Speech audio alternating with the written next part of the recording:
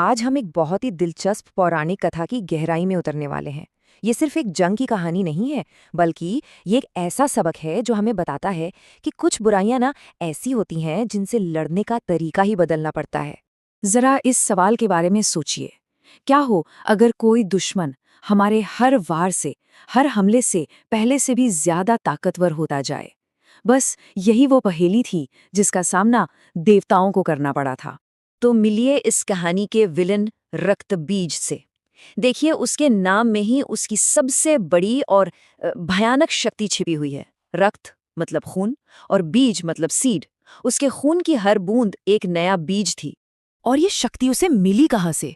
सालों की कठोर तपस्या के बाद सृष्टिकर्ता ब्रह्मा से। ये कोई अमर होने का वरदान नहीं था, नहीं, ये तो उससे भी कहीं ज्यादा खतरनाक था। एक ऐसा वरदान जो उसे लगभग ऑलमोस्ट अनबीटेबल बना देता था। तो कहानी शुरू होती है जब शुंभ और निशुंभ नाम के दो असुर भाइयों ने स्वर्ग पर कब्जा कर लिया। अब देवताओं ने भी अपनी पूरी ताकत के साथ जवाबी हमला बोल दिया। शुरू में तो उन्हें लगा कि भाई जीत तो पक्की है, लेकिन फिर युद्ध के मैदान में एंट्री होती है रक्तबीज की। उसकी एक ही दहाड़ ने सच में देवताओं के हौसले पस्त कर दिए। और जैसे ही पहला वार हुआ ना, देवताओं को अपनी सबसे बड़ी गलती का एहसास हो गया। देवताओं ने अपनी पूरी ताकत लगाकर पहले रक्तबीज पर हमला किया, लेकिन जैसे ही उसके खून की पहली बूंद जमीन पर गिरी, सैकड़ों सैकड़ों नए रक्तबीज पैदा हो गए। हर एक वार के साथ ये समस्या बढ़ती ही चली गई। देखते ही देखते पूरा युद्ध का मैदान लाखों लाखों रक्तबीज के क्लोन से भर गया। देवताओं की जो स्ट्रैटेजी थी वो बुरी तरह फेल हो चुकी थी, बल्कि उनकी अपनी ही ताकत अब उन्हीं के खिलाफ इस्तेमाल हो रही थी। अब पूरी तरह से हार कर देवताओं ने स्वर्ग छोड़ दिया और मदद मांगने के लिए सीधे कैलाश पर्वत भगवान शिव के पास पहुंचे। उन्हें ये तो समझ आ गया था कि पारंपरिक युद्ध के तरीकों से इस समस्या का हल नहीं निकलने वाला। उन्हें कुछ बिल्कुल अलग सोचना होगा।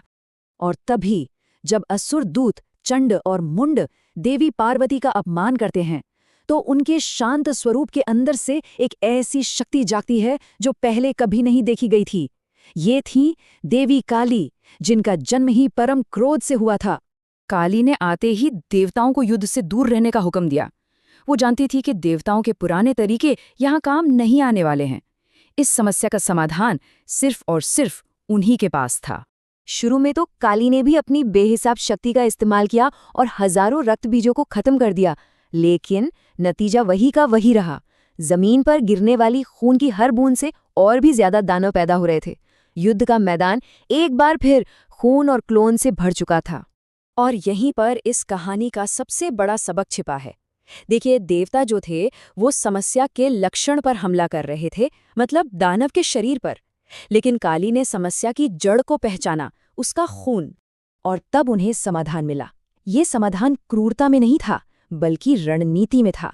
सोचिए, अगर खून जमीन तक पहुंचे ही नहीं तो नए दानव पैदा कैसे होंगे? मतलब समस्या को उसके सोर्स पर ही खत्म करना होगा। बस फिर क्या था, काली ने एक विशाल और भयानक रूप धारण किया।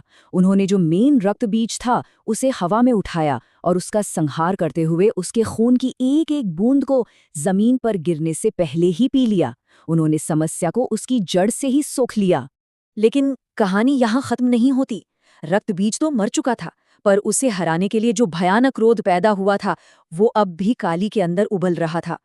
अब वो शक्ति जो रक्षक बनी थी वही भक्षक बनने का खतरा पैदा कर रही थी। तो इस बेकाबू विनाश को रोकने के लिए भगवान शिव खुद उनके रास्ते में लेट गए। जैसे ही काली ने अनजाने में उन पर पैर रखा, उन्हें अपनी भूल का एहसास हुआ और उनका सारा क्रोध शांत हो गया। विनाश की शक्ति पर चेतना की जीत हुई और संतुलन एक बार फिर से स्थापित हो गया। तो इस पूरी कहानी का असली मतलब क्या है? देखिए, रक्तबीज उन समस्याओं का प्रतीक है जो सीधे लड़ने से और बढ़ जाती हैं, जैसे कि ऑनलाइन नफरत या अफवाहें। देवता वो हमारे उन पुराने तरीकों का प्रतीक है जो अक्सर अनजाने में इन समस्याओं को और बढ़ा देते हैं। और काली वो उस नए और साहसिक सोच का प्रतीक है जो समस्या पर सिर्फ हमला करने की बजाय उसकी जड़ को समझकर उसे खत्म कर देती है। और ये कहानी हमें सोचने पर मजबूर करती है।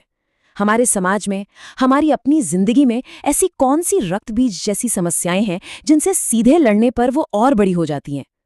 शायद असली जीत हमले में नहीं, बल्कि गहरी समझ और एक बिल्कुल अलग रणनीति में छिपी